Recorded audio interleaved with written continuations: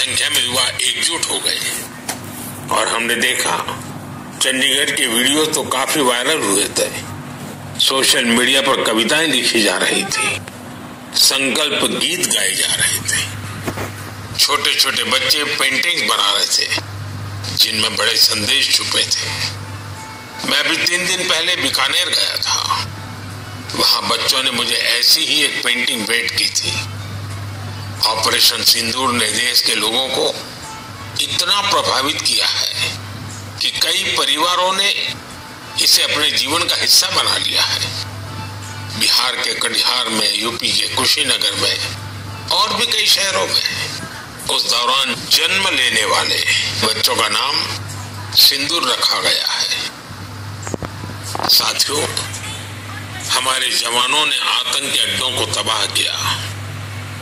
यह उनका अदम्य साहस था और उसमें शामिल थी भारत में बने हथियारों, उपकरणों और टेक्नोलॉजी की ताकत।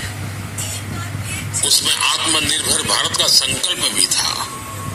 हमारे इंजीनियर्स, हमारे तकनीशियन, हर किसी का पसीना इस विजय में शामिल है। इस अभियान के बाद पूरे देश में वोकल फॉर लोकल को लेकर एक नई ऊर्जा दिख रही है। कई बातें मन को छू जाती है। एक माँ बाप ने कहा, अब हम अपने बच्चों के लिए सिर्फ भारत में बने खिलौने ही लेंगे। देशभक्ति की शुरुआत बचपन से होगी। कुछ परिवारों ने शपथ ली है, हम अपनी अगली छुट्टियां देश के किसी खूबसूरत जगह में ही बिताएंगे। कई युवाओं ने मेड इन इंडिया का संकल्प लिया है, वो देश में ही शादी करेंगे। किसी ने ये भी कहा है, अब जो भी गिफ्ट देंगे वो किसी भारतीय शिल्पकार के हाथों से बना होगा। साथियों, यही तो है भारत की असली ताकत, जन मन का जुड़ाव, जन भागीदारी। मैं आप सबसे भी आग्रह करता हूं, आइए इस अवसर पर एक संकल्प लें। हम अपने जीवन में जहां भी संभव हो देश में बनी चीजों को प्राथमिकता देंगे। यह सिर्फ आर्थिक आत्मनिर्भरता की बात नहीं है, यह राष्ट्र के निर्माण में भागीदारी का भाव है। हमारा एक कदम भारत की प्रगति में बहुत बड़ा योगदान बन सकता है। साथियों, बस से कहीं आना जाना कितनी सामान्य बात है, लेकिन मैं आपको एक ऐसे गांव के बारे में बताना चाहता हूं जहां पहली बार एक बस पहुंची।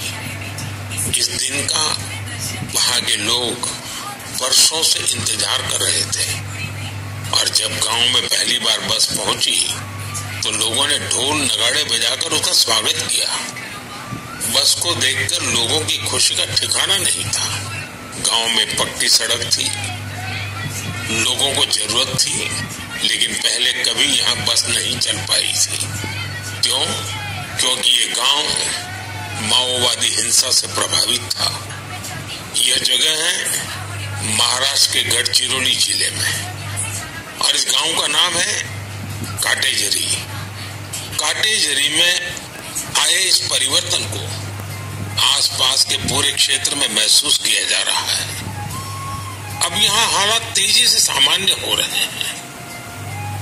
माओवाद के खिलाफ सामूहिक लड़ाई से अब ऐसे क्षेत्रों तक भी बुनियादी सुविधाएं पहुंचने लगी हैं।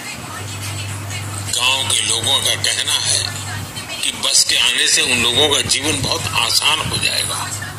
साथियों, मन की बात में हम छत्तीसगढ़ में हुए बस्तर ओलंपिक और माओवाद प्रभावित क्षेत्रों में साइंस लैब पर चर्चा कर चुके हैं।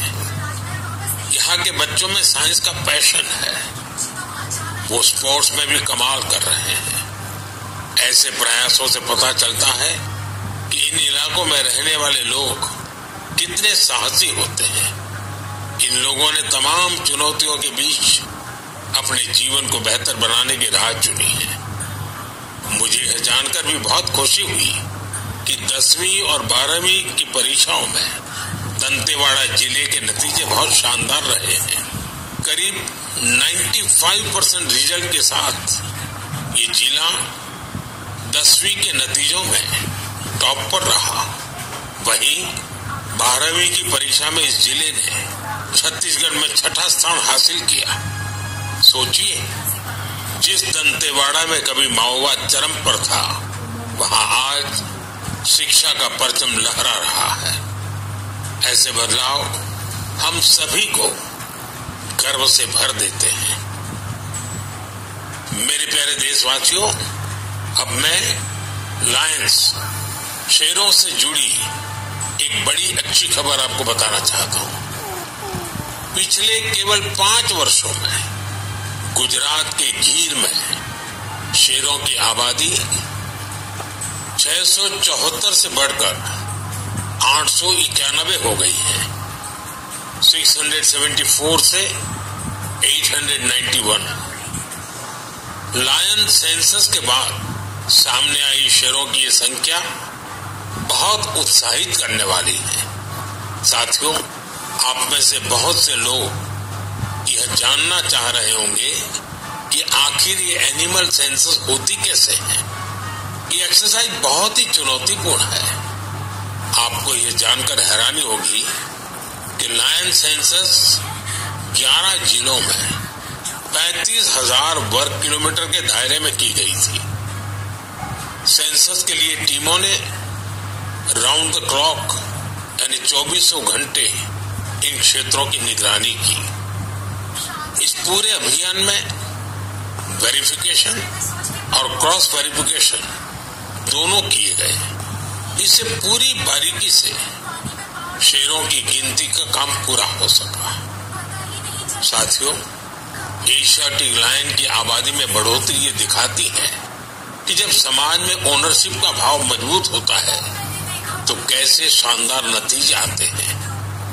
कुछ दशक पहले गीर में हालात बहुत चैलेंजिंग थे, लेकिन वहां के लोगों ने मिलकर बदलाव लाने का बीड़ा उठाया। वहां लेटेस्ट टेक्नोलॉजी के साथ ही ग्लोबल बेस्ट प्रैक्टिसेस को भी अपनाया गया। इसी दौरान गुजरात ऐसा पहला राज्य बना जहां बड़े पैमाने पर फॉरेस्ट ऑफिसर के पद पर महिलाओं की तैनाती की गई।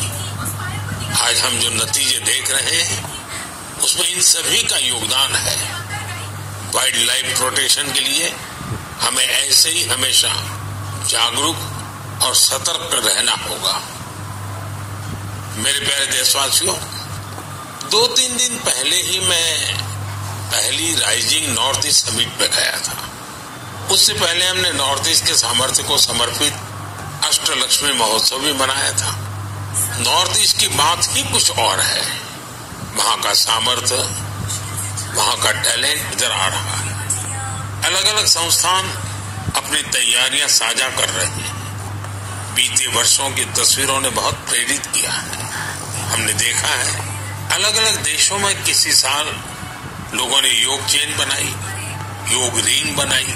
ऐसी बहुत ही तस्वीरें हैं जहां एक साथ 4 जनरेशन मिलकर योग कर रही है। बहुत से लोगों ने अपने शहर के आइकॉनिक प्लेसेस को योग के लिए चुना। आप भी इस बार कुछ इंटरेस्टिंग तरीके से योग दिवस मनाने के बारे में सोच सकते हैं।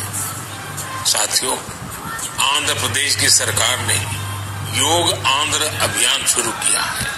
इसका उद्देश्य पूरे राज्य में योग संस्कृति को विकसित करना है।